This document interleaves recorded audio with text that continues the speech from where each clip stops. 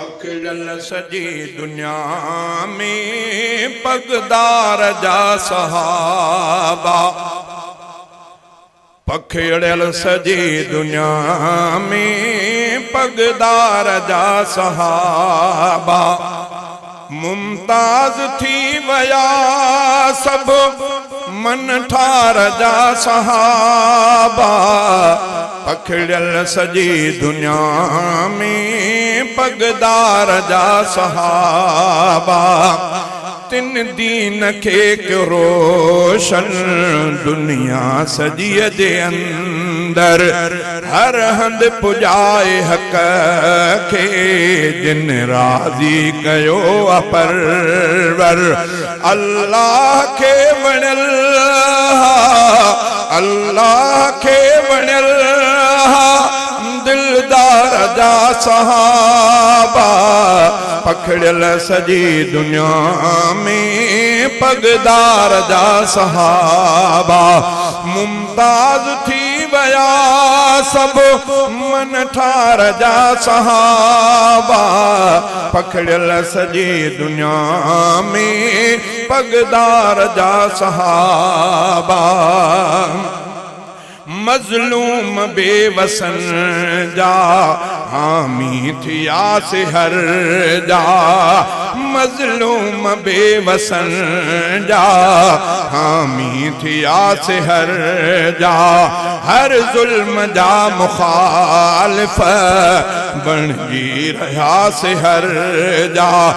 रहबर ऐ रहनुमा सब रहबर ऐ रहनुमा सब हुबदार जा सहाबा। पखड़ल सजी दुनिया में पगदार जा सहाबा। घर बार माल मडियों कुर्बान सब कयाऊं।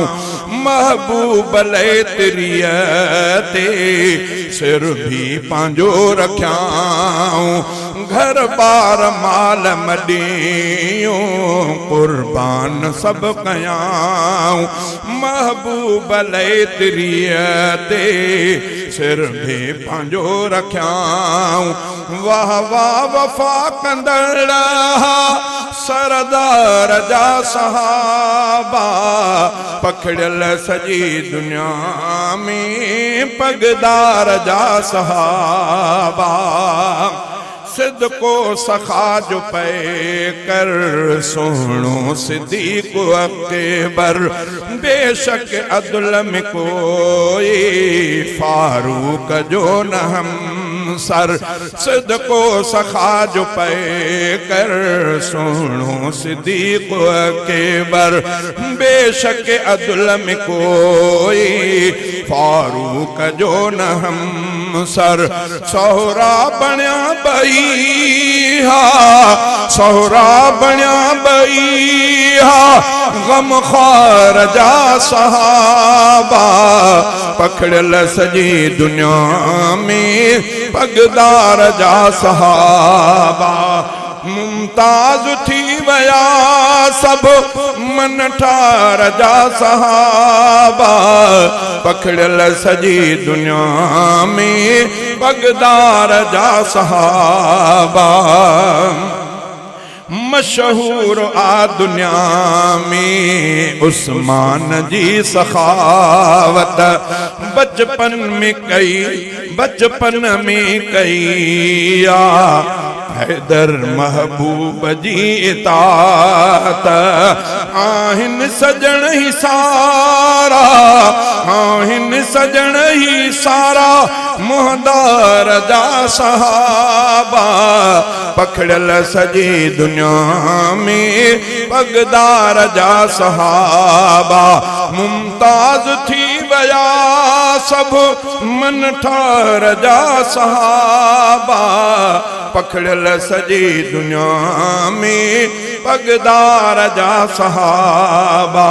महबूब जे मदरसे मां फैज़ जिन क्यों हासिल दिल बर जाही दिलारा बणजी पया पुकामिल महबूब जे मदरसे मां फैज़ जिन क्यों हासिल दिल बर जाही दिलारा बणजी पया पुकामिल मोहसिन दुखन जा साथी दुख सुख जा साथी मोहसिन सब यार जा सहाबा पखड़ियल सजी दुनिया में पगदार जा सहाबा मुमताज थी वया सब मन ठार जा सहाबा पखड़ियल सजी दुनिया में पगदार जा